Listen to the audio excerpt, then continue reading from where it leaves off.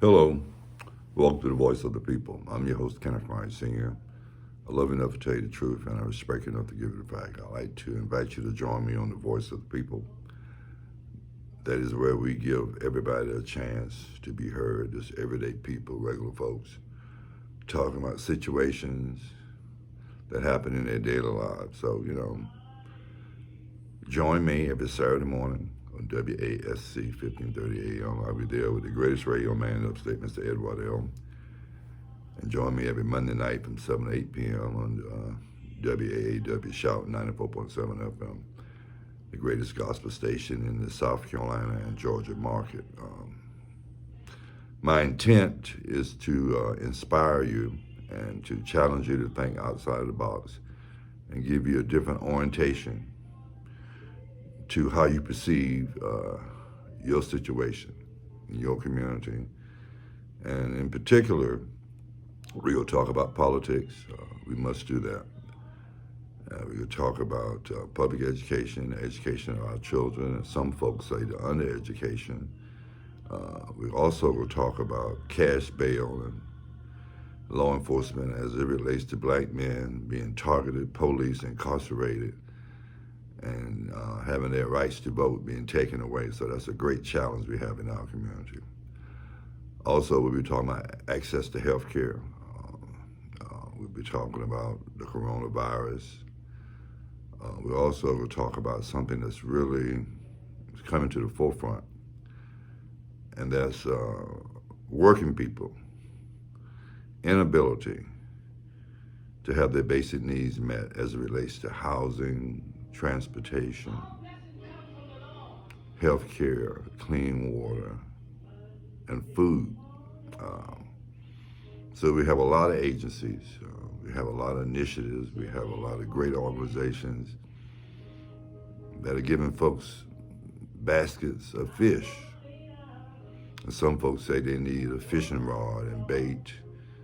And so we're going to talk about empowerment versus being dependent. I'm your host, Kenneth Wright Sr. I love enough to tell you the truth. I respect enough to give it back. And in conclusion, I'm like to share with you, we've got to get counted. You talk about housing, being counted has a lot to do with that.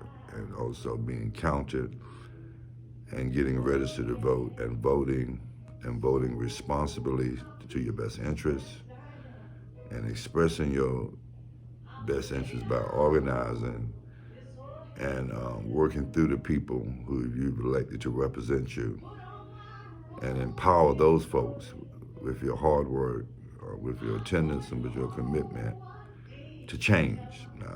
It's a challenge, I think, to see the possibilities of a different life when it's been out of reach and you've been conditioned and you've been socialized that you're not worthy of the prize. It is my intent is to motivate you to take you back to your status as kings and queens so your self-esteem will be increased to the level that you feel that you are deserving of first-class citizenship. It is within reach. It takes a lot of hard work, sacrifice. So moving forward together, never looking back, but standing on the promises of our ancestors and of God. Now, I believe God has given us the power and the knowledge to achieve what we're praying for and what we're working for. It matters not the situation or the opposition, we will prevail because God is on our side. But you can pray until you faint. If you don't get up and do something, God is not going to drop anything in your lap. It must be an intersection of the secular and the spiritual. Our blessings must be both horizontal and vertical. And our commitments must be until death. And understand that as we work within the struggle, that oftentimes when you plant the seed, it'll be for the grandchildren.